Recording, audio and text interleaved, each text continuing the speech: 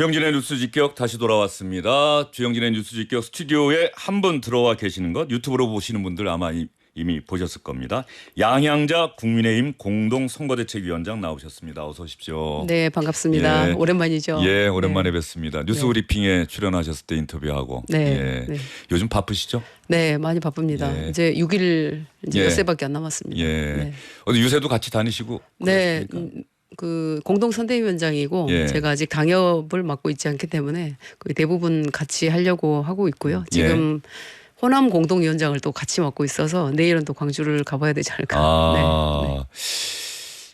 김문수 후보 네. 국민의힘 공동선거대책위원장이니까 네. 김문수 후보의 이제 6일 남은 대선에서의 승리 전략 뭐 공동선거대책위원장이시니까 선거대책위원회에서 매일 그거 논의하시는 거 아니겠습니까? 네. 어떻게 세우고 계세요? 근데 김문수 후보님의 어떤 선거를 임하는 그 후보로서의 그 빌드업하는 예. 역량이 저는 깜짝 놀랐습니다. 예. 그리고 그 동안의 선거에서 예를 들어 뭐 부천에서 박지원 그때 후보와의 어떤 경쟁에서 이겨내는 예. 그런 모습을 저는 다시 보는 것 같습니다. 그 지지층이 상당히 이제 막바지에 와서 결집하고 있다라고 보여지는데 실제로 여론조사 그 블라인드 기간인 어제 나온 그 몇 가지 여론조사 결과가 나왔는데 사실은 이제 보수 편향적인 데일리안이라고 해도 예. 그 0.9% 차이를 보이고 있는데 이게 데일리안에서 여론조사 공정에 의뢰했더라고요. 26일, 예. 27일 무선 100%뭐 ARS 방식으로 전국 1,000명에게 응답을 받았고 표본 오차가 95% 수준 이렇게 해야 되는 예. 거죠. 예. 신뢰 수준 플러스 마이너스 3.1%. 예. 3.1. 근데 김문수 대 이재명이 43대 44 사실 0.9%가 나와서 저는 깜짝 놀랐습니다. 뭐 조금 더 많이 나왔다는 겁니까? 아니 그러니까 예. 크로스가 되겠구나. 예. 골든 크로스가 되겠구나. 그러니까 우리가 목표가 사전 선거 예. 전에 골든 크로스를 할 것이다라고 예측을 하고 있는데 예. 실제로 이제 이게 어떤 자료로 결과로 나오다 보니까 많이 고무돼 있죠. 예. 네. 역시 눈에 들어오는 어느 정당이고 간에 본인 정당의 후보가 많이 나오는 여론조사에 눈길이 갈 수밖에 없다는 건 충분히 그렇죠. 인정을 합니다. 그런데 네, 네. 다른 대부분의 또 여론조사 기관들의 여론조사 결과는 흐름이 대체적으로 뭐 5대 4대 1 3자 구도 있대. 네. 대략 이런 흐름이고 양자 대결 구도에서도 여전히 뭐 오차범위 안 내지는 오차범위 밖에서 이재명 후보가 좀 더 많이 나오는 여론조사가 더 많지 않습니까? 네. 이 그런 면에서는 좀 이 여론조사 인용하신 여론조사는 좀 튀는 것 아닌가. 네. 또 이런 생각을 가지시는 우리 청취자분들도 많으실 것 같은데. 그러니까 이제 그 태생적 예. 어떤 선거에 어려움이 있죠. 저희가 예. 그건 부정할 수 없는 상황인데 그럼에도 불구하고 국민들께서 이 윤석열 대통령의 어떤 이 계엄령에 대한 이런 부분도 이게 이재명 민주당의 책임이 전혀 예. 없는 거냐 이렇게 많이 묻기도 하시고 다행히 이제 김문수 후보라는 분의 어떤 그 삶의 궤적을 보시면서 이 사람이면 그래도 2년 임기 단축하면서 3년의 개헌과 함께 예. 뭔가 새로운 대한민국에게 발판을 마련할 수 있지 않을까. 그리고 워낙 이제 윤석열 이재명 구도였다가 이제 김문수 이재명 구도로 가면서 압도적인 역량 차이 또 정직 청렴 이런 부분들이 이제 부각되다 보니까 이재명 후보가 더 이상 어떤 유능함이나 이런 것들도 얘기할 수 없는데 게다가 그동안 이렇게 켜켜이 쌓여왔던 그런 문제들이 드러나고 있는 것 같습니다. 예. 조금 전에 양향자 선거대책위원장께서 인용하신 여론조사 공정 이 설문 내용은 무선 100% RDD 방식 ARS로 진행됐고요. 응답률은 5.2%. 자세한 내용은 중앙선거여론조사심의위원회 홈페이지 또 여론조사 공정 뭐 데일리안 홈페이지 보시면은 자세한 내용을 아실 수 있다는 점 제가 다시 한번 말씀드리도록 하겠습니다. 제가 가만히 생각해봤더니요. 양향자 위원장이 지금 3명의 주요 정당 후보들을 다 개인적으로 알고 계신 거의 유일한 분 아닐까 싶어요. 그렇습니다. 예, 네. 민주당에서 처음 정치를 시작하셨고 네. 지역구가 광주 서구을, 광역시 서구을이었었고 네. 그리고 지난 대선을 계기로 해서 국민의힘으로 옮기셨고 네, 그렇죠? 맞습니다. 네. 그러면서 반도체 특위도 맡으셨고 그러다가 한국의 희망을 창당하시고 네. 개혁신당의 합당을 이준석 했죠. 후보와 합당을 하고 네. 그리고 개혁신당에 있다가 다시 국민의힘으로 오신 거예요. 자, 그러면 제가 참 여쭤볼 게 많은데 김문수 후보와 이재명, 이준석 후보를 비교할 때 조금 전에 뭐 청렴, 결백, 유능 이런 말씀을 하셨는데 뭐 김문수 후보의 가장 큰 특장점은 정말 무엇이다라고 우리 청취자분들께 자신 있게 말씀하실 수 있을지. 김문수 후보는 결국 그 삶 자체가 대한민국을 이끌 유능한 준비된 그런 후보다라는 게 계속 드러나더라고요. 예. 그리고 이제 지금 이 대선에서의 어떤 시대 정신이라고 얘기하는 윤석열, 이재명 패키지 청산. 국민들이 더 이상의 사회 갈등이나 더 이상의 어떤 포퓰리즘이나 부정부패나 이런 부분들을 더 이상 해서는 국가의 위기가 온다라는 건데 거기에 가장 맞는 후보인 것 같습니다. 청산하기 위한 도구로서 수단으로서 김문수 후보가 가장 적합하다라고 보시는 것 같습니다. 2012년 당시 새누리당 경선에서 도전했다가 패배하고 경기지사직을 마치고 떠난 이후로 정치판을 좀 오래 떠나 있었던 것 아니냐. 네, 그리고 그렇습니다. 그때 또 아스팔트 광장에 뭐 많이 오른쪽인 분들과 함께했고 뭐 정광훈 목사와의 뭐 연대 함께했던 뭐 자유통일당 대표를 지냈다는 그런 이야기도 있고 말이죠. 네네. 이런 것들이 지금 국민의힘의 대선 후보로서 김문수 후보의 어떤 장점을 혹 가리는 것은 아닌지 그 흐름을 잘 따라온 것인지 이런 부분들에 대해서 또 우려하시는 분들도 있지 않겠어요? 그러니까 저조차도 예. 개인적으로 뵀을 때 김문수 후보님에 대한 어떤 인식이 별로 없었어요. 그런데 네. 가끔 구구적 어떤 그 인식이 저한테 들어왔었는데 이제 그렇게 깊이 있게 잘 모르다가 이번에 대선을 계기로 해서 이분의 삶을 보게 된 거죠. 근데 저는 그 전에 좀 인연이 있습니다. 그 48쪽짜리 그 책을 주시더라고요. 그래서 자세히 봤고 이분이 이런 분이었구나. 그런데 이제 우리가 정치를 하면서 정치인의 어떤 인식은 내가 생각하는 사실보다 국민이 인식하는 그 인식이 사실이지 않습니까? 근데 상당히 국으로 가 계시구나. 왜 그랬을까라고 생각을 해보면 저도 그렇지만 저는 민주당에 있을 때도 굉장히 중도 보수적 어떤 그 포지션이기도 했고 왜 그러냐면 국가의 어떤 이 보수 정당의 중요성 이것에 대해서 아마 김문수 후보도 가장 강하게 느끼고 계실 거예요.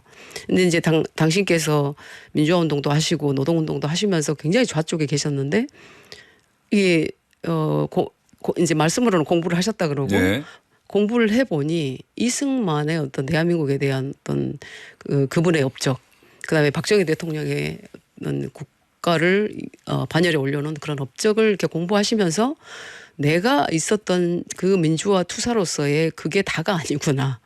국가란 어떠해야 된다라는 것을 아주 깊이 공부를 하신 것 같아요. 저도 그렇습니다. 이제 그런데 사실 이제 저는 극우가 막 극단적으로 우쪽에 있는 분들을 비판하거나 그러진 않습니다. 왜냐하면 그분들도 대한민국 국민이고 그런데 이제 그분들의 행위로 인해서 유발되는 어떤 사회적 부작용 이런 것들은 굉장히 비판받아 마땅하다고 보기 때문에 과연 근데 이제 김문수 후보가 그런 사회적 부작용을 함께 그렇게 했던가 그건 아니라고 보여지거든요. 그래서 저는 오히려 지금 나와서 과거의 어떤 그 행적들, 과거의 그분의 어떤 궤적들이 드러나면서 훨씬 더 스펙트럼이 넓어졌고 누구라도 함께할 수 있는 그야말로 삶이 그냥 빅텐트구나 이렇게 생각을 하게 됐고 저는 이제 김문수 후보님의 이름이 새겨진 운동복을 입고 있을 때 스스로가 굉장히 자랑스럽다는 생각을 하고 있습니다. 뭐 마지막 이야기가 뭐 야영자 선거대책위원장이 그 정도 말씀하시면 지금 국민의힘의 분위기가 또 어떨지도 충분히 짐작이 가능할 것 같은데 김문수 후보가 경기지사 재직 시절 2012년에 워싱턴 특파원으로 제가 있을 때 와서 그러셨군요. 간담회를 했던 기억이 나는데 그때 애국을 상당히 강조하시더라고요. 그 애국을 강조할 때 그러면 당시 박근혜 후보와 김문수 지사의 애국에는 어떤 차이가 있어야 되는 것 아니냐는 그런 질문들을 참 많이 했던 것 같아요. 왜냐하면 애국이라고 하는 주제는 뭐 누구나 다 국민 누구나 다 공감하는 주제이긴 한데 역시 방법의 차이 아니겠습니까? 접근하는 방법의 차이, 애국을 위한 방법. 이번에 김문수 후보와 국민의힘이 애국을 위해서 또 새로운 대한민국을 위해서 어떠한 것들을 반드시 해내겠다. 뭐 이런 약속들을 좀 많이 하실 것 같은데 간략하게 핵심적인 부분만 한번 말씀해 주시죠. 가장 핵심적인 게 그겁니다. 지금 기업하기 좋은 나라. 결국은 트럼프의 관세도 우리가 대응을 할 수 있는 것은 예. 결국은 첨단 산업에서 그 기술로 대응할 수 있다라고 예. 보시거든요. 그러면 기업하기 좋은 나라가 되어야 대한민국이 그 첨단 기술로 기업들이 성장을 하면서 거기서 창출되는 일자리만이 우리 청년들에게 희망이다라고 예. 확신을 갖고 계셔요.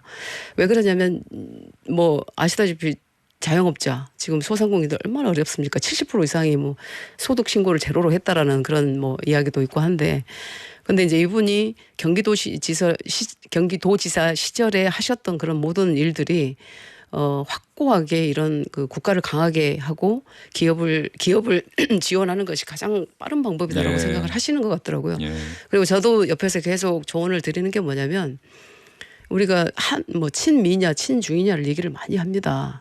그런데 트럼프 정부에서 대한민국이 필요한 국가라는 것만 인식이 되면 중국을 제재하는 것도 굉장히 미국으로서는 우리가 큰 어떤 우방이라서가 아니라 그 기술 동맹으로서 제재가 가능하다라는 것을 제가 말씀드려라.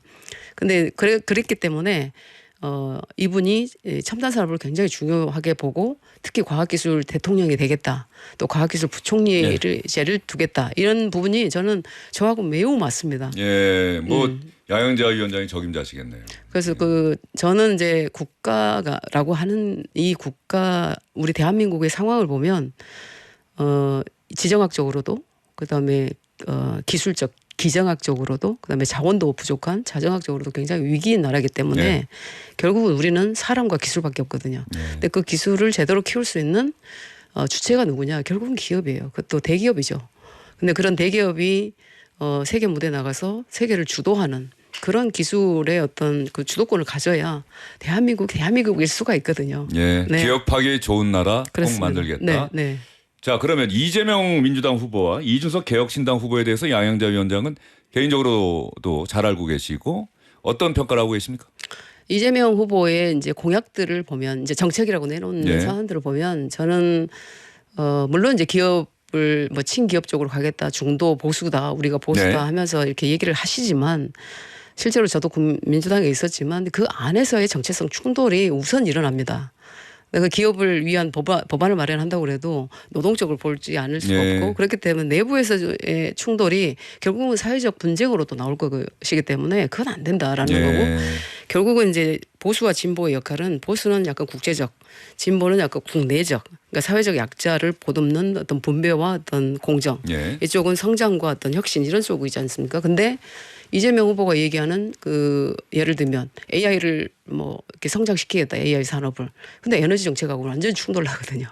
그런 부분에 있어서 그 내부가 정리되지 않는 상황에서 자꾸 얘기를 하면 예. 그게 이율 배반적 상황이 돼서 진보의 일이라도 좀 제대로 하시라 이런 말씀을 제가 드리고 그다음에 이제 우리 그 이준석 후보는 이제 네. 제가 이제 함께 했던 걸 보면 과학기술에 대해서 굉장히 그 지식이 있어요. 이공계 출신이고. 예. 그래서 저랑 함께 할 수 있겠다라고 생각을 했는데 이제 아직까지는 국정 운영에 대한 준비 이런 부분들은 국민들의 인식 속에는 그런 준비는 아직 더 많이 해야 된다라고 보고 계신 것 같습니다. 네. 준비를 더 해야 할 것이다. 네. 예.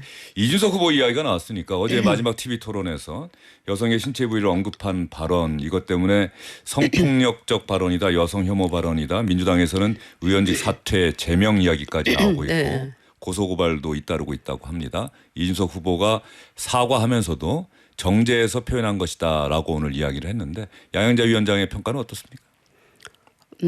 저는 솔직하게 대답을 해드리면 저희 딸과 함께 경악했습니다. 네. 그래서 지도자의 언어, 지도자의 어떤 그런 메시지는 굉장히 정제돼서 나와야 되는데 그게 정제돼서 나왔다고 하면 자신이 생각하는 어떤 그 지도자의 언어와 국민이 인식한 언어의 괴리가 너무 크다.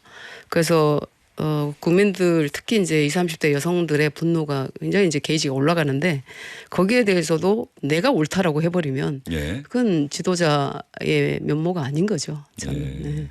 이준석 후보와의 김문수 후보와의 단일화는 이제 없는 상태에서 대선에 임하겠다 그렇게 각오하시고 전략도 세우고 계신 겁니까? 저는 아예 처음부터 예. 그래도 이준석 후보와 당을 함께 합당을 해서 총선을 치렀던 사람으로서 한 사람으로서 이제 이준석 후보를 그래도 조금은 제가 이해를 하고 있다라고 네. 보는데 제 메시지로도 늘 이렇게 얘기했습니다. 이게 큰 선거를 앞두고 인위적 어떤 세력 교환만으로는 성공한 예가 없다. 예. 그래서 그 합당이 되려면 가치와 비전과 목표와 철학 그리고 정체성이 일치가 되어야 그래도 한 목소리를 내면서 갈 수 있는데 그것에 대해서 이준석 후보는 국민의힘과 다르다고 생각하기 때문에 불가능하다고 얘기를 예. 했습니다만 그럼에도 불구하고 이제 국민의힘은 어떤 범보수를 통합해야 되는 그런 목표로 한 표가 아쉬우니까요. 그렇죠. 예. 근데 저는 늘 자강을 얘기를 했습니다. 예. 우리가 자강으로 이기지 못하면 결국은 국민들께 선택받을 수가 없다. 이렇게 예. 말씀을 해왔었습니다. 예. 네. 양양재 위원장은 원래부터 네, 자강론자였다. 자, 그런데 공동선거대책위원장에 며칠 전에 세 분이 추가되셨는데 배현진, 박정훈, 윤상현. 네. 근데 윤상현 의원은 국민 누구나 아는 것처럼 계엄 선포 이후에 윤석열 전 대통령의 최측근 네. 뭐 거의 그런 역할을 해왔는데 지금 친한동훈계에서 조경태 의원 같은 경우는 선거운동 중단하겠다라고까지 이야기하면서 반발하지 않습니까? 네. 이거 어떻게 해결을 합니까? 그냥 선거대책위원장 계속 윤상현 의원 하는 겁니까? 아니면 그만두는 겁니까? 저는 김문수 후보께서 후보님께서 아마 철회를 하셨다고 생각을 하고 있습니다.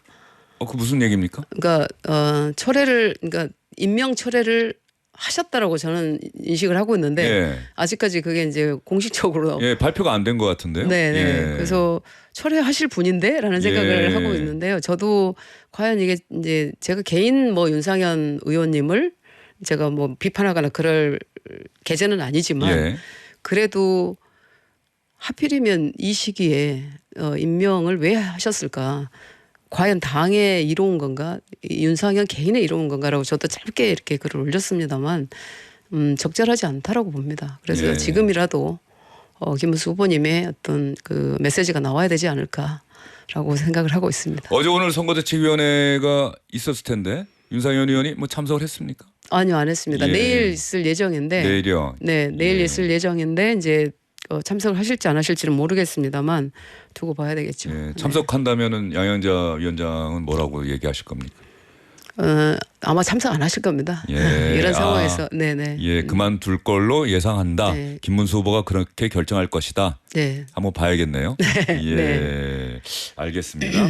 이제 6일 앞으로 다가온 대통령 선거, 국민의힘 김문수 후보는 뭐 많은 여론조사를 보면 어쨌든 추격자의 입장인데 그 골든크로스 아까 이야기를 하셨는데 이게 사실은 쉽지가 않고 이제 오늘부터는 여론조사 공표가 안 되죠. 공표를 네. 할 수가 없잖아요. 네. 이런 상황에서 6일 남은 대선 뒤집은 전례가 거의 없다는 게 전문가들의 공통된 인식인데 어떻게 승리를 만들어낼 수 있을까? 가능할까? 윤석열 전 대통령과의 관계를 절연하지 않고서 친한동훈계 의원들이 적극적으로 선거운동하지 않는다면 뭐 이런 여러 가지 복잡한 내부 문제가 좀 있을 것 같아서 그 네. 문제를 어떻게 해결할 겁니까? 네, 6일 남은 이 상황에서 저는 충분히 이제 크로스가 될 거라고는 보여지죠. 그런데 지금이라도 저는 이제 아쉬운 부분이 그거죠.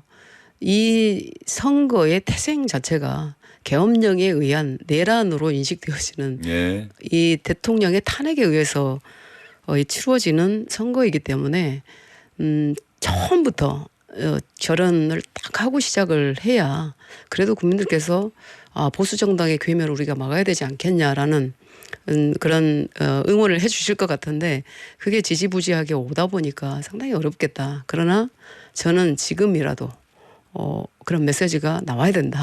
윤석열 그렇지. 전 대통령과 확실하게 선을 근데 긋고. 이제 우리 김문수 후보님이 예. 토론에 대해서도 그렇지만 우리는 이제 관련이 없다. 뭐 이렇게 얘기를 하시는데 이제 윤상현 의원의 어떤 임명이나 이런 것을 볼 때 국민들은 그렇게 보지 않을 그럼요. 것이기 때문에 예. 굉장히 좀 마음이 많이 무거웠죠. 예. 근데 많은 분들이 아마 국민의힘을 지지하시는 분들이 마음이 다 같을 거라고 봐요. 그리고 예. 중도에서도 표를 주려고 했다가 이게 이 자랑스러운 한 표가 역사를 써야 되는데 네. 그러지 못할 것이라는 그런 이게 스스로 판단이 되면 떠나가지 않을까라는 좀 두려움이 있습니다. 예. 네. 이준석 후보 사과로 충분하다고 생각하세요? 아니면 더 이상의 조치가 필요하다고 생각하십니까? 저는 사과를 하고 안 하고가 중요한 것이 아니라 예. 자신이 스스로 그것을 사과해야 된다고 정말 진정성 있게 생각을 하느냐 안 하느냐가 더 크다고 봐요. 그런데 봐야죠. 태도를 봐야 될 것 같습니다. 예. 일단 사과는 했는데 그게 네. 진정성 있는 사과이냐? 그렇게 예. 보여지지 않는 것이 문제라고 저는 예. 얘기를 해드리고 싶습니다. 예, 네. 알겠습니다. 양양자 국민의힘 공동선거대책위원장과의 인터뷰였습니다. 오늘 바쁘신데 나와주셔서 감사드립니다. 네, 고맙습니다. 고맙습니다.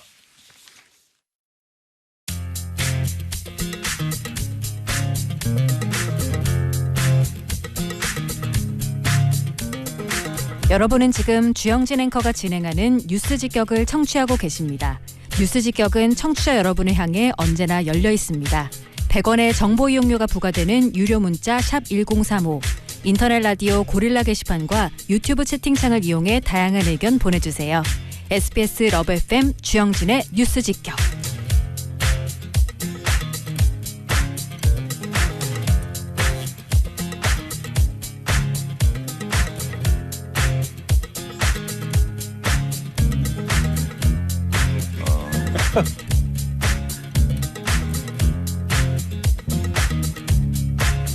자, 바쁘게 양양자 국민의힘 공동선거대책위원장이 나가시고 중간계 친구들의 세 분 어김없이 또 주영진의 뉴스 직격 스튜디오를 찾아주셨습니다.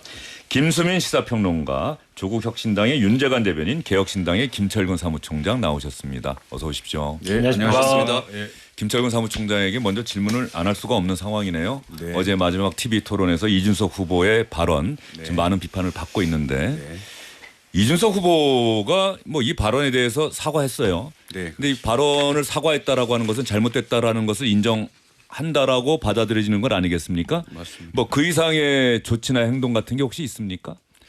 일단 뭐 진솔하게 사과를 했고요. 본인이 적절치 않다라는 생각을 하고 있는 걸로 알고 있습니다. 그래서 뭐 더 이상 뭐 더 확전되지 않기를 바라고 있을 뿐이죠. 예. 그리고 이제 그 당내 많은 인사들이 이런저런 얘기를 하죠.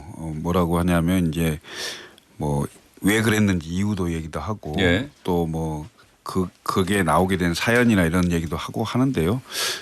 저는 기본적으로 일단 적절치 않았다는 거고요.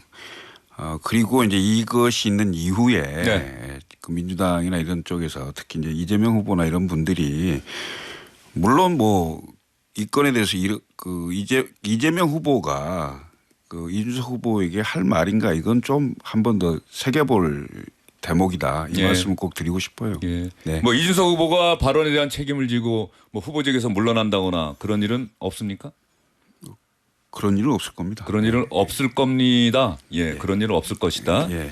자, 그러면 두 분의 이야기도 또 의견도 당연히 들어봐야겠죠. 그 전에 이준석 후보 오늘 뭐 사과했다는 뉴스는 보셨을 테니까. 네. 이준석 후보의 사과 발언 그리고 김용태 국민의힘 비대위원장 지난번에 배우자 TV 토론 제안했다가 이준석 후보가 내 앞에 있었으면 혼났을 것이다라고 이야기를 했더니 김용태 국민의힘 비대위원장이 또 거기에 빗대서 내 앞에 이준석 후보 있었으면 혼났을 것입니다라고 이야기를 했었는데 이준석, 김용태 두 정치인의 이야기 들어보겠습니다.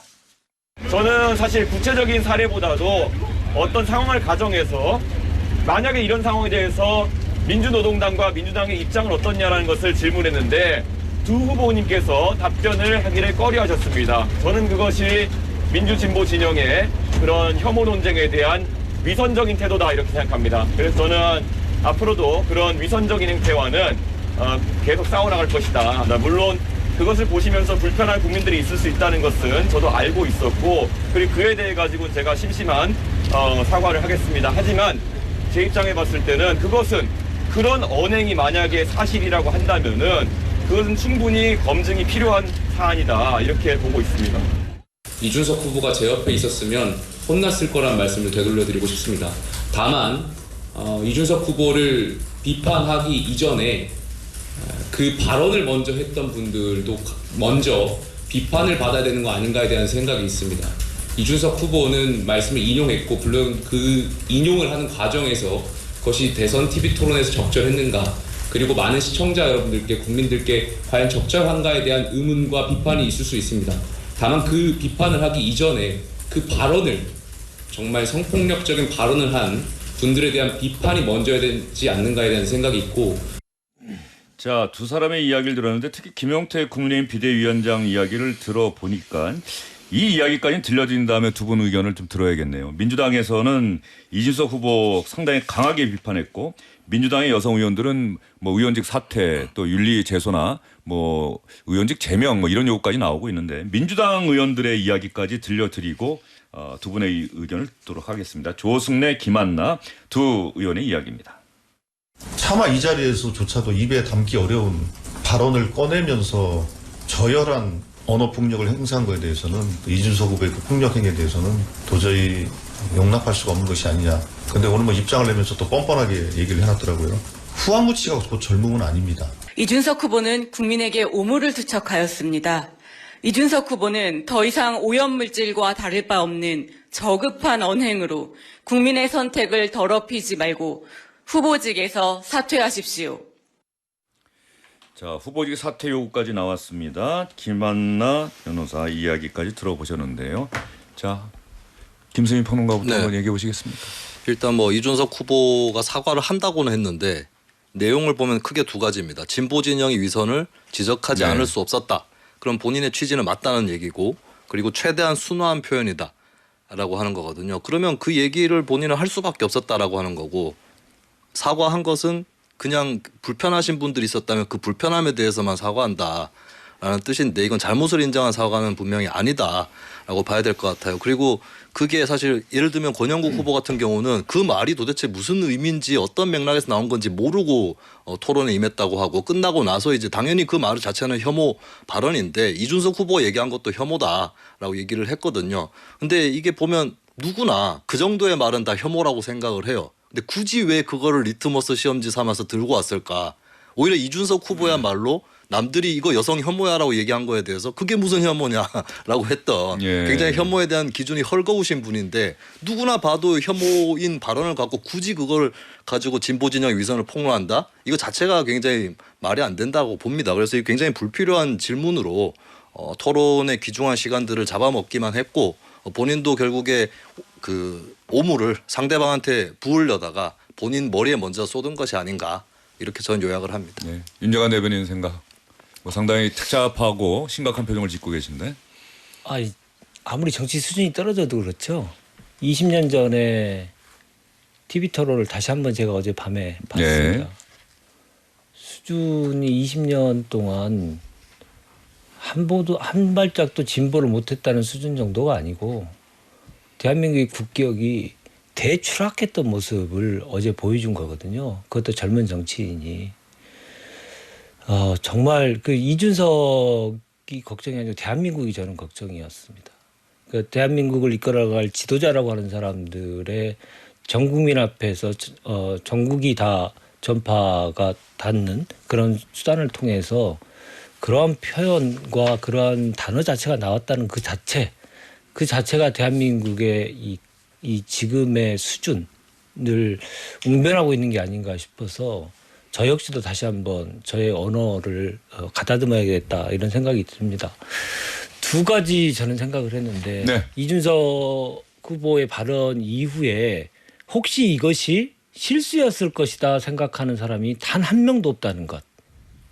이건 다 의도적인 발언이었을 것이다 라고 단언을 한다는 것. 그 자체가 이준석 후보에게는 정말 뼈아프다고 생각하고요. 본인이 성찰할 능력과 자세가 되어 있다면. 두 번째, 본인도 알고 있었다라고 지금 얘기하고 있잖아요. 이러한 표현이 불편함을 끼칠 거라고 알고 있었음에도 불구하고 일부러 내지르는 거잖아요. 이거는 본인이 일부러 노이즈 마케팅을 일으키려고 한 거잖아요. 그것을 우리가 용납한다면 도저히 대한민국의 국격은 다시 회복하기가 상당히 어려운 수준에 이를 수 있다라는 위기감이 전체적으로 좀 들어야 된다라는 생각이 들고요. 이준석은 끝났습니다. 이제 이준석은 그동안 너무 많은 오랜 기간 동안에 본인의 실력과 기본적인 자질에 비해서 너무 많은 감투를 썼고요. 너무 많은 시간에 정치권에 머물렀습니다.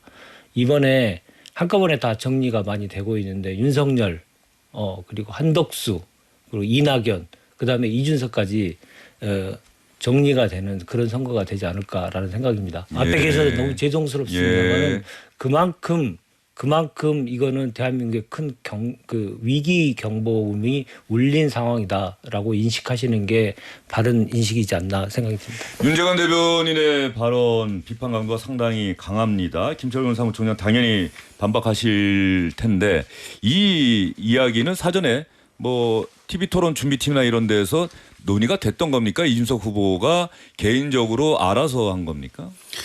뭐 그렇게 심각하게 준비됐던 건 아닌 네. 걸로 알고 있습니다만 지금 우리 윤재관 대변인께서 뭐 그런 말씀 할 수 있다고 봐요. 그렇지만 이게 형평에 맞게 말씀을 좀 해주셨으면 좋겠어요.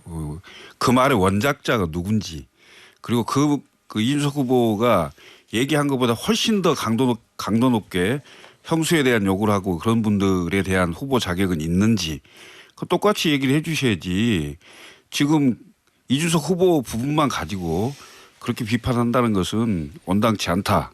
그리고 적절치 않다. 형평성을 잃었다. 이 말씀을 드리겠습니다. 이준석 후보보다 100배, 1000배 더 악랄하고 도저히 입을 옮길 수 없는 그런 발언을 하신 분들에 대해서는 왜 입을 다물고 계십니까? 저는 그건 말이 안 맞다. 형평이 안 맞다. 그런 분은 대통령 자격이 있고 젊은 정치인이 토론 과정에서 이런 사례를 들어서 이런 경우에 여성 혐오에 해당됩니까라고 후보에게 질문을 한 건데 그 질문에 대한 답변을 하지 않고 그런 발언을 질문을 했다는 걸 가지고 이런 정도로 강도 높게 얘기한다면 그 원작자에 대한 얘기는 왜 안 하십니까? 여러 얘기를 드릴 수 있죠. 그 말씀에 대해서도 뭐 반박할 여지가 있는 부분이 많이 있습니다. 그러나 참겠습니다. 다만 이 정치를 하다 보면 실수를 할 때도 있고요. 의도적으로 발언을 했는데 너무 큰 파장이 일어서 본인도 감당하기 어려울 때도 있습니다. 근데 젊은 정치인으로 계속 표방했고 그리고 압도적 새로움이라는 이 구호를 내건 후보답게 사과할 거면 깔끔하게 사과를 해야 돼요. 그래야 본인도 미래가 있고요. 대한민국도 앞으로 나갈 수가 있습니다. 그런데 사과를 하는 과정 속에서 또 다른 사람의 이 탓을 하고요. 그리고 또 뭐 정치적인 이 경쟁자에 대한 이 갈라치기를 또 하고 혐오 비판적인 얘기를 또 하는 그런 모습이 실제로 우리가 앞으로 가야 될 지향해야 될 정치의 모습인가? 저는 아니라고 보고요. 그런 모습을 우리 3년 내내 윤석열을 통해서 봤지 않습니까? 그런 정치가 괴물 같은 정치고 대한민국을 어떻게 낭떠러지로 떨어뜨리는지 우리가 똑똑히 목격하고 이번 선거를 임하고 있지 않습니까? 근데 그런 모습을 젊은 윤석열의 모습을 다시 보여줬다는 거에 대해서는 누구도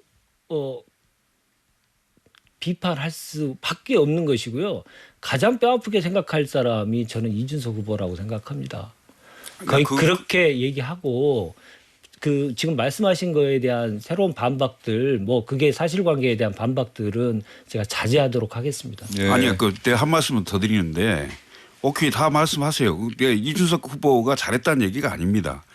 비판을 하려면 형평성 있게 똑같이 비판을 하라는 거죠. 자, 이재명 후보에 대해서 할 얘기가 없어서 말 안 하는 게 아닙니다. 매번 선거 토론 때마다 나와서 거짓말하고 다른 얘기하고 그다음에 윽박 지르고 갈라치기 한다고 하면서 답변 안 하고 다 그것뿐만이 아니에요. 실제로 이재명 후보가 가지고 있는 여러 지점들이 많죠. 물론 3년 전 이미 방송 토론에서도 다 나왔고 그다음에 뭐 사법 리스크 이런 거 다 얘기가 나왔겠지만 실제 입에 올릴 수 없을 정도의 많은 국민들이 알고 있는 욕설. 그런 후보에 대해서는 왜 일체 그런 얘기도 안 씁니까? 같이 비판을 해 주세요. 자, 여기까지 듣고요. 김철근 사무총장이 또 말씀하셨어요. 김선희 평론가가 네. 보태실 말씀 있으면 여기까지 이야기하시고 이준석 후보 이야기로만 또 우리가 얘기할 수는 없으니까 네. 이미 얘기는 충분히 나온 것 같고요. 네. 김선희 평론가 얘기해 보시죠. 이준석 후보를 비판하려면 이재명 후보도 비판해야 된다 얘기를 하시는데 이거는 이제 어떤 사람이 악취 나는 그 물을 들고 와서 냄새 맡아봐라고 했을 때 그 물을 맡게 되면은 냄새를 맡게 되면 가까이 악취가 나게 되면 떠온 사람이 일단 욕 먹는 거예요. 이 물을 누가 만들었느냐는 나중에 문제가 됩니다. 오히려. 그리고 이재명 후보의 욕설이나 아들이 했다는 욕설 이것도 확실한 건 아닌데 사실 이 부분은 지난 대선 때도 불거졌고 이미 이제 여기에 대해서는 잘했다고 하는 사람들이 없는 거거든요. 근데 왜 이걸 갖고 왔을까? 이거는 전적으로 1차적으로 이준석 후보가 책임져야 될 일이다. 이거를 분명히 말씀드립니다. 예. 그리고 텔레비전 토론이라고 하는 많은 시청자들과 유권자들 국민이 지켜보고 있는 생방송이라고 하는 이 공론의 장에서 과연 그런 발언하는 것이 적절했느냐라고 하는 부분에 대해서는 아마 김정은 사무총장도 부적절했다라고 이야기를 했으니까는 그 부분에 대해서는 뼈아픈 자기 반성과 성찰이 이준석 후보와 개혁신당 측에 있어야 되는 것 아닌가 싶은 생각이 들고요. 저는 그런 생각이 들더라고요.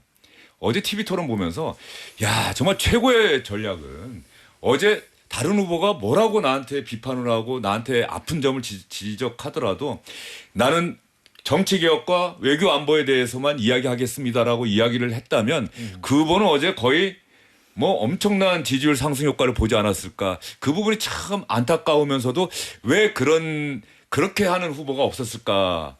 뭐 이런 좀 아쉬움이 있었는데 어제 TV토론 무용론까지 지금 제기된 상황인데 TV토론에 대한 평가까지 듣고 나서 다음 주제로 한번 넘어가 볼까요? 윤정한 대변인. 네. 무용론에 대해서 전적으로 동의하고요. 이렇게 바꾸겠다는 사람들이 거의 없어요. TV토론 보고. 이렇게 토론을 계속 유지시키는 것이 국가를 위해서 무슨 이득이 되는가에 대한 의문이 계속 있는 거지 않습니까? 개별 후보들에 대한 평가를 봤을 때는 저는 역시 이재명 후보가 압권이었다라고 저는 평가합니다마는 전체적으로 봤을 때 우리가 보여줘야 될 국민들에게 보여줘야 될 모습에 있어서 그것들은 다 같이 성찰해야 된다 저는 생각을 합니다. 근데 문제는 이게 잘못된 그 해외 사례들이 우리에게 그러니까 아주 곡해되고 왜곡되게 좀 전이 돼서 TV 토론장에서 옛날에는 팩트가 틀린 얘기를 후보가 한다는 거 그 자체가 상당히 그러니까 상상하기가 상당히 어려웠는데 이번은 말씀하셨으니까 그러는데 TV 토론 끝나고 나서 팩트 체크 해보면 정말 부끄러운 일들이 너무 많이 있거든요. 가령 예를 들어서 뭐 김문수 후보 얘기하겠습니다. 팩트 체크의 내용은 아닙니다만 핵무장론 얘기하면서 한미동맹 강화해야 된다고 얘기해요. 이거는 국민을 정말 바보로 아는 얘기거든요. 그건 언어 유희 정도가 아니고 이건 국가의 기본적인 반장 수준도 안 되는 사람이 지금 대통령 선거에 나온 그런 논리를 펴고 있는 것이거든요. 그러니까 그런 내용들에 대한 심도 있는 그 지적들이 많이 있어야 되는데 각 정당의 이제 팩트 체크 기능들이 많이 발휘해서 이런 것들이 많이 밝혀지고 있습니다만은 이 점에 대해서는 정말 우리가 어떻게 개선할 건지 심도 있게 논의해야 된다 저는 그렇게 봅니다. 예, 김성인 평론가. 네. 이 TV 토론에 대해서 간략하게. 전 TV 토론 자체가 무용한 건 아니라고 보는데 구도가 좀 잘못된 구도가 있고 그리고 각 후보들이 안고 있는 문제, 처지, 한계 이런 것들이 반영됐다고 봐요. 예를 들면 어제 김문수 후보는 이재명 후보한테 자기 자신을 사면할 거냐, 이재명 후보는 김문수 후보한테 윤석열 전 대통령 사면할 거냐 물었거든요. 저는 굉장히 중요한 이슈라고 봐요. 근데 둘 다 답변을 피해갔습니다. 왜? 상대방을 핑계로 해서 자신이 답변하지 않는 거죠. 이런 구도들이 다 드러나는 것이고 그리고 나머지 두 후보 이준석 후보하고 권영국 후보는 뭘 실패했냐면 1대3으로 만들어야 돼요. 자기 한 명 외에 나머지가 다 비슷해 보일 정도의 구도를 만들어야 되는데 결국에는 한두 명 정도 공격을 하는 그러니까 2대2 구도를 굳혀놓는데 사실 중소정당 입장에서는 2대2로 가면 안 되는 거거든요. 근데 이런 후보들도 이 덫을 빠져나오지 못했다.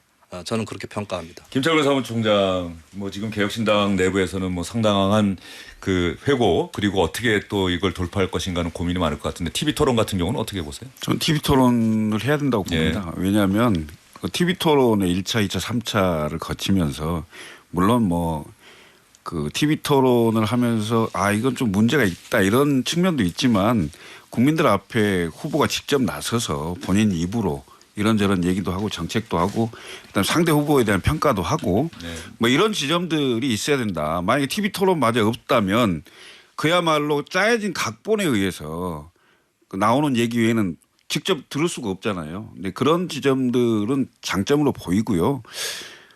국민들 앞에 이제 후보로 대통령으로 나서겠다는 분이 정말 국민들의 신뢰를 얻을 수 있는 그런 정책이나 비전이나 뭐 이런 거 뭐 이런 전략들이 좀 제대로 짜서 나와야 되는 건데 네. 너무 상대를 의식해서 뭐 지지율이나 인기 발언 이런 걸로 가는 게 약점으로 많이 보이는 것 같습니다. 알겠습니다. 텔레비전 토론은 필요하죠. 그리고 지금 말씀하신 그걸 것처럼 부인한 사람이 어디 있겠습니까? 그걸 얘기하는 거 아니죠. 이런 토론이라면 무용한 것 아닌가라고 말씀하신 건데 후보의 입으로 자신에게 지적되고 있는 어떤 뭐 나쁜 점이라든가 약점이라든가 또 의혹에 대해서 자신의 입으로 해명할 기회를 국민들이 직접 본다는 건 대단히 의미가 있어요. 그런데 TV 토론은 물론 국가를 어떻게 이끌어갈 것인가라고 하는 이 비전, 앞으로의 생각, 전략, 대책 또 재원 마련 이런 부분들에 대해서 한번 깊이 있게 국민들이 좀 볼 수 있는 그런 부분들이 오히려 주가 되고 나머지 부분들이 수반되는 형태로 가야 되는데 이번 3차 TV 토론은 너무 상대방 공격과 공세에만 집중됐던 것이 아닌가 이런 아쉬움들을 또 세 분 모두 좀 표현하셨다고 생각이 들고요. 자, 이준석 후보는 어쨌든 목소리 들려드렸으니까 김문수 후보의 오늘 이야기 그리고 이재명 후보는 어제 TV 토론 끝나고 오늘 유세가 좀 오후 늦게 시작이 돼서 주영진의 뉴스 직격이 시작되기 직전에 시작이 돼서 오늘 유세 싱크는 유세의 발언은 저희가 준비를 못했고요. 어제 TV 토론 끝나고 나서 기자들의 질문에 답변한 이재명 후보의 이야기, 이재명 후보 이야기 먼저 듣고 김문수 후보 이야기 듣고 또 세 분의 이야기를 들어보도록 하겠습니다. 미세한 박빙의 승부라고 생각하고 또 세 표가 부족하다 이런 마음으로 최선을 다하려고 합니다. 우리 지지자 여러분들께서도 또 우리 국민들께서도 어떤 선택이 대한민국을 더 낫게 만들 것인지 이 점을 깊이 생각해 주시길 바라고 자칫 내란 세력이 다시 복귀할 수 있다. 김문수 아바타를 통해서 상황 윤석열이 화려하게 귀환할 수도 있다는 점들을 꼭 기억해 주시기를 부탁드립니다. 사전투표를 하셔야 돼요. 아시겠죠? 저도 사전투표할 겁니다. 사전투표 우리가 감시를 철저히 하고 있으니까 걱정 마시고 만약에 사전투표에 부정이 있다고 생각하면 바로 신고를 하세요. 여기 위원장님들하고 국회의원님들 또는 어디든지 신고하시면 달려가서 사전투표하는 거 적발하면 완전히 판을 뒤집을 수 있습니다. 그러니까 걱정 마시고. 네, 김문수 후보가 이제 사전투표한다라고 이야기를 하고 사전투표 반드시 하세요라고 지지자들을 독려했는데 이 청중들이 언제 투표할 겁니까? 그랬더니 6월 3일에 한다고. 내일 사전투표하는 부분에 대해서는 또 그 답변 안 하고 그래서 네. 김문수 후보가 사전투표 해야 된다. 걱정 말고 해라. 만약에 부정이 있으면 판을 뒤집을 수 있다. 이렇게까지 이야기를 했는데 이재명 후보는 오늘 보니까 정부 조직 개편 이런 공약도 내세우고 여성가족부를 성평등 가족부로 확대 개편하겠다. 뭐 이런 이야기까지 했는데 말이죠. 자, 이재명 후보 김수민 평론가 이재명 후보의 이제 남은 6일의 선거 전략 뭐 어떻게 보세요? 어떻게 갈 것인가?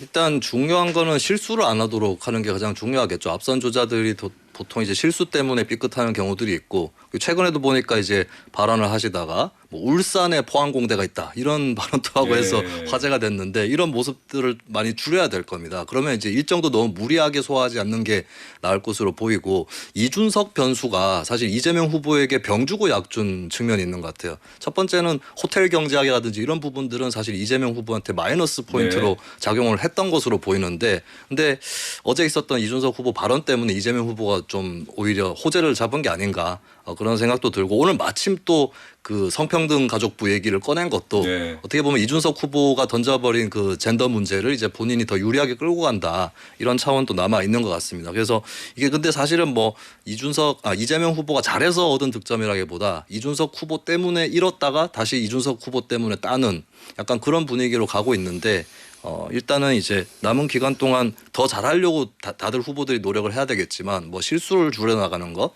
이게 이제 중요한 포인트인 것 같습니다. 이재명 후보는 역시 뭐 여론조사에서 좀 많이 나오고 있는 후보니까 실수를 줄여야 한다. 김수민 평론가는 오늘 1분 일찍 보내드리겠습니다. 원래 50분마다 50분에 일어나셔야 하는데 49분 20초를 넘어가는데 먼저 좀 일어나셔도 될 것 같습니다. 고맙습니다. 오늘 수고 많으셨습니다.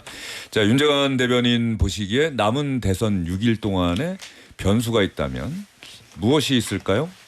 어제부로 사라져버렸다. 변수가 다 사라져버렸다. 나머지 변수도 사라져버렸다. 한 가지는 이제 후보 단일화였는데 단일화 하더라도 효과나 영향 이런 것들이 스스로 단일화의 대상이 될 수 있는 이준석 후보가 이준석 후보가 그것을 발로 차버렸다라는 생각이 들어서 변수는 없고요. 나머지 변수가 있다면 이제 어떻게 하면 이제 각자의 지지층들을 투표장으로 끌어올 수 있는지 그러한 명분을 어떻게 하면 더 부여할 수 있는지 이 싸움만 남아 있는 게 아닌가 생각이 듭니다. 예, 김철근 사무총장은 어떻게 보세요? 오늘 이제 깜깜이 네. 기간에 들어갔잖아요. 깜깜이 기간 전에 이제 마지막으로 아마 여론조사 발표가 된 것 같은데 서울경제에서 그 의뢰를 해서 갤럽 조사가 네. 나왔습니다. 예. 그 조사를 보면 유의미한 조사 중에 하나가 양자 대결 구도인데요. 이재명 가상 대- 양자 대결. 예, 가상 양자 예. 대결인데 이재명 대 그 김문수 후보 격차가 6%로 줄었고요. 그다음에 이재명 대 이준석 후보의 격차가 5%로 줄었습니다. 아, 그렇습니까? 네. 10% 포인트 아닙니까? 아니 5%입니다. 오늘 나온 거예요. 오늘 나온 건데 예, 제가 보고 있는 것도. 5시. 아, 조금 전에 이게 또 한 번 더 의뢰를 한 겁니까? 그러면 그렇습니다. TV 토론 결과까지 반영했다는 겁니까? 네. 어젯밤 늦게? 그렇습니다. 오. 그래서 그 조사를 보면 그 처음으로 이준석 후보가 김문수 후보의 양자 대결 구도에서 더 경쟁력이 있는 걸로 나오는 조사가 처음 나왔습니다. 그래서 저는 그 이재명 후보에 대해서 대항할 수 있는 그리고 승리가 가능한 유일한 후보는 이준석 후보다라는 게 국민들에게 이제 처음으로 알려지게 되는 상황이고요. 이것이 널리 홍보가 되면서 전략적인 그 투표 행위, 전략적인 표의 이동 이런 것들이 급속히 이루어질 것이다. 이렇게 좀 저는 전망을 하고요. 그런 점에서 본다면 지금 국민의힘 내에서도 지금 뭐 이준석 후보가 주장하는 단일화 없이 가자라는 것을 이제 고민한다고 하니 저는 그 전략적인 투표 그리고 전략적인 표의 이동 때문에 상당한 변수가 될 수 있다 이렇게 말씀드립니다. 네, 김철근 사무총장이 이야기한 서울경제신문이 한국갤럽에 의뢰해서 네. 26일과 27일 어제까지 1,003명을 대상으로 실시한 대선 전 마지막 여론조사 결과를 보면 이재명 후보 46, 김문수 후보 37 이렇게 9%포인트까지 격차가 좁혀졌다. 직전 조사에서는 21%포인트였는데 20일 만에 한 자릿수로 줄어들었다라고 이야기를 했고요. 그리고 조금 전에 인용하신 거는 가상 양자 대결이죠? 네, 그렇습니다. 가상 양자 대결은 5%포인트로 격차가 똑같다는 겁니까? 아니 이준석 후보가 1% 더 경쟁력이 있는 걸로 나오죠. 1%포인트. 예, 48대 예. 43이 나오고요. 예. 그다음에 김문수 후보의 경우는 6%인데요. 45대 51로 나오는 거죠. 가상 대결에서 이재명 51, 김문수 45, 이재명과 이준석, 이재명 48, 이준석 43, 예. 5%포인트, 김문수 후보는 6%포인트 다 오차범위 아닙니다. 라는 뜻인데요. 예, 그렇습니다. 이런 여론의 흐름이 중요하다라고 김철근 사무총장이 이야기를 하셨고 네. 말씀드립니다만 이거는 서울경제와 갤럽 홈페이지 중앙선거여론조사심의원회 홈페이지 보시면 자세한 내용을 확인하실 수가 있습니다. 어제까지 실시한 여론조사 결과는 남은 기간에도 공표할 수 있다는 점 그 부분을 말씀을 드리겠습니다. 어제 한국갤럽이 네. 이거는 한국갤럽이 휴대전화 가상번호 100% 이용한 전화 면접으로 진행됐고 응답률은 19.9%. 중앙선거여론조사심의원회 홈페이지 보시면 됩니다. 예. 네, 이건 대변인. 미세적인 변동은 있을 수 있는데요. 지난번 대선 때 안철수 윤석열 단일화도 사전투표 전날 전격적으로 이루어졌잖아요. 네. 그러면 이제 내일 투표가 6시부터 시작인데 6시 전에 아마 단일화를 하기 위한 막판 이 스퍼트가 좀 있을 수 있다. 뭐 그건 저희 항상 열려놓고 있다고 생각하는데 그렇다 하더라도요. 이런 인위적인 단일화에 대한 평가가 지금의 이 긴박한 상황에서의 대한민국 대선을 앞두고 국민들이 어떻게 받아들일 것이냐의 문제는 3년 전하고는 많이 다를 것이다라고 판단합니다. 네. 아마 여론조사가 이렇게 그 이전보다 한 달일수록 줄어드는 것은 너무나 당연하죠. 선거를 해봤던 사람들 입장에서는 당연히 갈 거라고 예상을 했던 바입니다. 그래서 이게 그 아주 그 특이한 흐름으로 해석하는 것은 국민을 조금 좀 얕잡아 보는 것이다. 저는 그런 쪽으로 생각하고요. 그렇죠. 예. 예.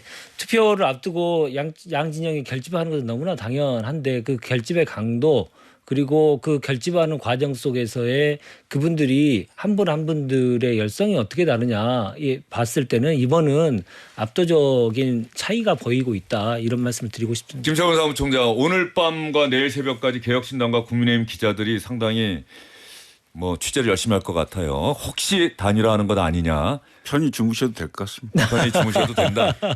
무슨 얘기냐면 이번 선거는 어찌됐건 정권 교체를 해야 되는데 그 정권 교체의 적임자가 이재명이냐 이준석이냐 이걸 놓고 국민 여러분께서 그 판단해 주시면 될 거고요. 그러니까 결국은 그 계엄에 찬성하고 탄핵에 반대했던 분들은 이번 선거에서 이길 수 없는 거기 때문에 이길 수 있는 후보 이준석 후보에게로 전략적인 선택을 할 것이다.